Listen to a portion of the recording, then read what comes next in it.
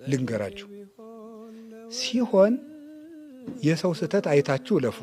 ካቃታችሁ ደግሞ የሰው ስተት አትፈልጉ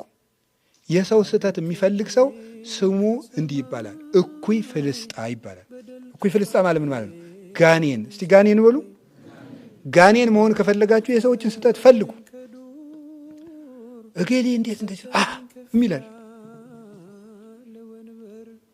እገሌ እኮ እንዲህ ያለ ደረጃ ደረሰ ሲባል ተወል ሰርቆ ነው ይላል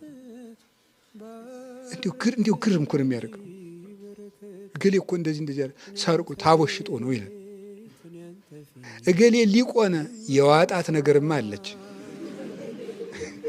እንዲሁ ምን አይነት እኮ እንዲሁ ፍዳ እኮ ነው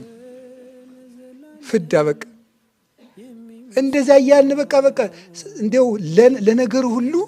ሌላው ቀርቶ እኮ የሰዎችን መልካም ነገር ስንሰማ እገሌ እኮ ጥሩ ነው እገሌ እኮ እንዲህ ያለ ነው እገሌ እኮ እንዲህ ያለ ነው ሲባል ነው ግን እንዲህ ባያረግ ይላል